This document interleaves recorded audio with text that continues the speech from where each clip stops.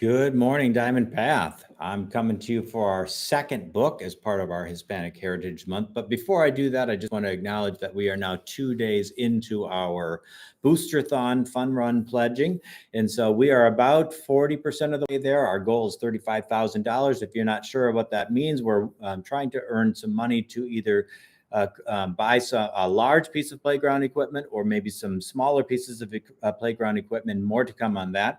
But also, you may or may not know that if we hit our goal on Unity Day, we are going to have a school-wide celebration. And during that time, if we hit our goal, this year, we're going to have a wheel of horror or wheel of misfortune, whatever you'd like to call that. And each of these will have a different thing that might happen to Mr. Nelson. So it might be pie in the face. It might be an ice cream scoop on the head, or sliming, or squirting with ketchup, or whatever the case would be. And we will have people spinning that, and wherever it lands, that's what's going to happen to me. And we'll have at least 6 different spins that day. So let's hope that we hit our goal so we can have a series of misfortunate events for Mr. Nelson. Wouldn't that be fun? All right, so on with our story for today. The name of this story is Biblioburro and is a true story from Colombia. All right, so as we're going to get started here, I just want you to think about what it might be like to not have access to our library, not have access to books whenever you would like to have those books. That's what some of this story is about. Deep in the jungles of Colombia, there lives a man who loves books. His name is Luis. As soon as he reads one book, he brings home another. Soon the house is filled with books. His wife, Diana, grumbles. What are we going to do? Eat books with our rice?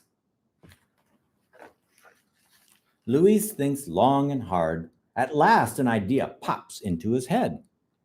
I can bring my books into the faraway hills to share with those who have none. One burro could carry books, and another burro could carry me and more books. Luis buys 2 sturdy little burros. He names them Alpha and Beta. He builds crates to hang on their backs and paints signs. Biblioburro, the burro library. Then Diana fills the crates with books. The word burro, I'm not sure if you know what that means, but another name for burro is donkey.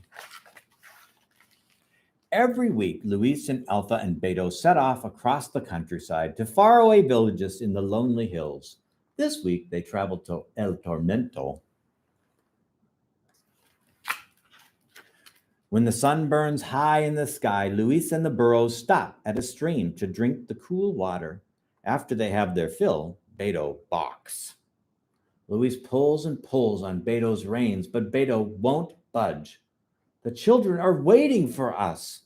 At last, the burro gives in and steps across the stream. Boy, that burro was stubborn, sure did not want to cross the stream. Deep in the hills, the path is lonelier than ever. Bird songs are the only sounds they hear. Then, from deep in the shadows, a bandit leaps out.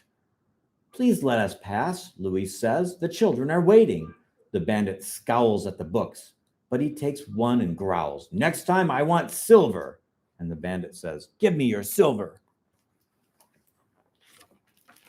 The Biblioburro continues on its way over the hills until at last Luis sees houses below. The children of El Tormento run to meet him.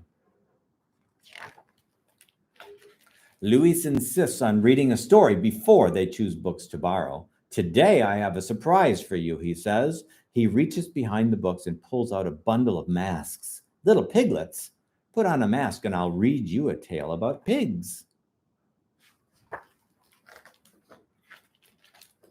He says, once upon a time, and I'm not sure if you can see the picture, but I'll bet you can figure out which story he's reading to those children. There's a wolf and there's 3 different types of houses. I wonder if you know what story he's reading to them. When the story ends, it's time for everyone to choose a book. The children hold their books close as they say goodbye and walk home. Smiling faces, all of them. Luis and Alpha and Beta head back over and around the hills, across the grasslands and streams, and into the sunset. At home, Luis feeds his hungry burros and Diana feeds her hungry husband. But then instead of sleeping, Luis picks up his book and reads deep into the night. And far away in the hills, candles and lanterns burn as children read borrowed books deep into their night, too. What a great service project that Luis did. That kids around the world don't have access to books as easily as we do here at Diamond Path and across our schools in the United States. So it's really a great message to remember just how fortunate we are and treasure those books. Boys and girls, it's really nice to read to you this week, and I look forward to next week's time. Have a great day.